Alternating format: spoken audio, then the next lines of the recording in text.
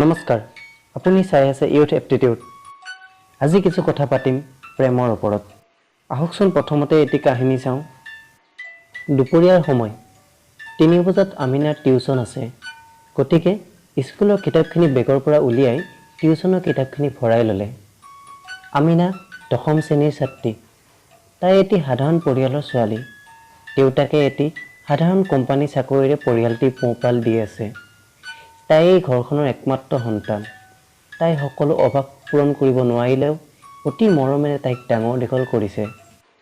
অইন দিনাৰ দৰেই সেইদিনাও লগৰ সমনীয়াৰ সৈতে টিউচনৰ পৰা ঘৰলৈ উভতিল। ঘৰলৈ 2 কিলোমিটাৰমান ৰাস্তা থাকোঁতেই তাইৰ লগৰ কেইজন বেলেগ ৰাস্তাৰে যাব লাগে। গতিকে সেই চোৱা ৰাস্তা তাই অকলেই যাব লাগে। তাই আজি কিছুদিনৰ পৰা লক্ষ্য কৰিছে, তাইলৈ চাই এজন ল'ৰা পাণ দোকানখনত ৰখি থাকে। কেতিয়াবা তাইলৈ লক্ষ্য কৰি ল'ৰাজনে কিছুমান কথা কয়। অৱশ্যে ল'ৰাজনক কোনো বেয়া কথা নকয়, সেয়েহে তাইৰ কথাখিনি ভালেই লাগে। দোকানখন পাৰ হৈ অহাৰ পাছতেই তাই অনুমান কৰিলে আজি ল'ৰাজনে তাইৰ পিছে পিছে আহিছে। কিছু দূৰ তেনেকৈ অহাৰ পাছতেই ল'ৰাজন তাইৰ কাষলৈ আহি ক'লে, ৰ'বাচোন, তোমাৰ লগত মোৰ অলপ কথা আছে। আমাৰ এই চেনেলটোত অসম আৰু অসমীয়াৰ সৈতে জড়িত ভিডিঅ' আপলোড কৰা হয়। ভিডিঅ'সমূহ আপলোড কৰাৰ লগে লগে আপুনি পাবলৈ চেনেলটো ছাবস্ক্ৰাইব কৰি বেল আইকনটো দবাই থ'ব। আমিনাই চাইকেলৰ পৰা নামি ক'লে, কোৱাচোন কি কথা? ল'ৰাজনে ক'লে, মোৰ নাম গৌতম।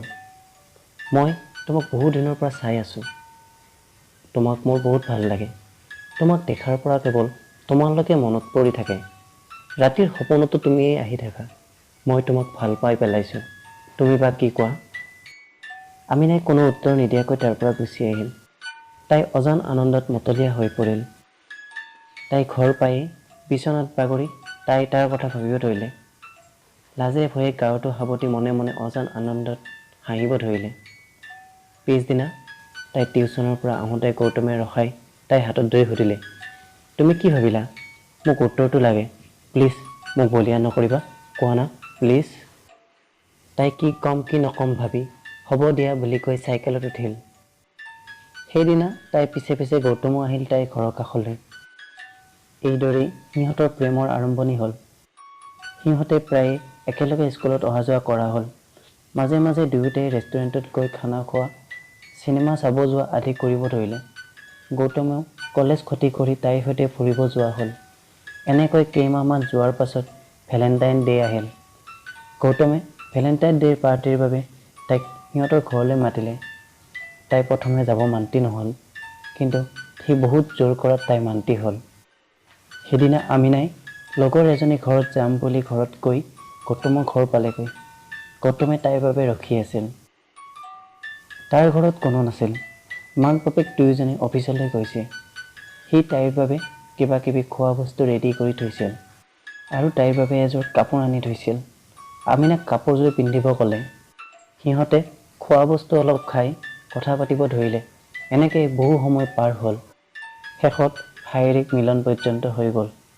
আমিনা ঘৰলৈ যাব ওলাল। গৌতমেও ঘড়ীটোলৈ চাই মানা নকৰিলে, কাৰণ মাক বাপেক উভতিবৰ সময় হৈছে। তাইক ঘৰৰ আগত থৈ আহিলগৈ। ভেলেণ্টাইন ডে' 2 মাহ পাছত তাই গম পালে তাই গৰ্ভৱতী। গৌতমক লগ ধৰি সকলো কথা ক'লে। সি কিংকৰ্তব্য বিমূৰত পৰিল। এনেকৈ আৰু এমাহ পাৰ হ'ল। সিহঁতে বিয়া পতাৰ সিদ্ধান্ত লৈ এদিন সিহঁতে একো চিন্তা নকৰাকৈ গুৱাহাটী পালেগৈ। সিহঁতক বিচাৰি নাপাই ঘৰৰ মানুহে পুলিচৰ সহায় ল'লে। থানাতেই দুয়োটা পৰিয়াল লগালগি হ'ল। দুয়োটা পৰিয়ালে এতিয়া আনটোলৈ দোষ ঠেলিলে। তাতে দুয়োজনৰ ধৰ্ম বেলেগ হোৱাৰ বাবে আৰু জটিলতা বৃদ্ধি পালে। গাঁৱৰ মানুহে গৌতমৰ ঘৰৰ পৰিয়ালটোক জনালে, গৌতম যদি ঘৰত আহে পৰিয়ালটোক এঘৰীয়া কৰা হ'ব। পুলিচে সিহঁতক বিচাৰি উলিয়াবলৈ সক্ষম নহ'ল। সামাজিক কাৰণত ঘৰৰ মানুহেও যেন সিহঁতক ভালকৈ নিবিচৰা হ'ল। ইফালে গৌতমে কোম্পানী এটাত সোমাল। ৰুম এটা ভাড়া লৈ সিহঁতে গুৱাহাটীতে থাকিল। সিহঁতে ঘৰলৈ যাব খুজিছিল যদিও পুলিচ, ঘৰৰ পৰিয়াল, গাঁৱৰ মানুহৰ ভয়ত সিহঁতে এনেদৰেই থাকি গ'ল। আমিনাৰ কেঁচুৱা জন্মৰ সময় হোৱাত হস্পিটেলত ভৰ্তি কৰালে। গৌতমে পাৰ্যমানে তাইৰ লগত থাকিল। কিন্তু আমিনাৰ কম বয়সৰ বাবে কেঁচুৱাৰ জন্মত জটিলতা আহিল। ডাক্তৰে অশেষ চেষ্টা কৰিও মাক আৰু কেঁচুৱাক বচাব নোৱাৰিলে। শেষত হস্পিটেলৰ বিল গৌতমে দিব পৰা ক্ষমতাৰ বাহিৰত হ'ল।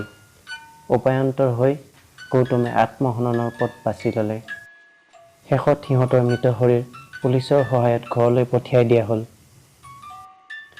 দৰ্শকবৃন্দ, প্ৰেম স্বৰ্গীয় হয়। প্ৰেম কৰাটো বেয়া বুলিব নোৱাৰে কোনেও।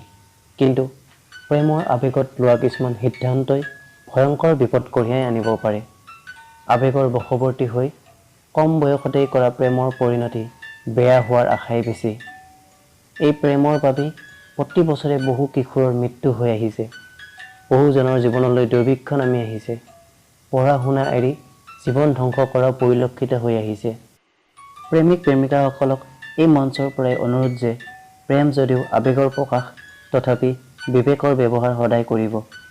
এই ভিডিঅ' মুখ্যতঃ কম বয়সীয়া প্ৰেমিক প্ৰেমিকাৰ বাবে প্ৰস্তুত কৰা হৈছে। আমাৰ এই চেনেলটো ছ'চিয়েল মিডিয়াৰ জৰিয়তেও ফ'ল' কৰিব পাৰে। আকৌ অন্য এটি ভিডিঅ'ৰ জৰিয়তে লগ পোৱাৰ আশাৰে শেষত সকলো দৰ্শকলৈ ধন্যবাদ জ্ঞাপন কৰিছোঁ।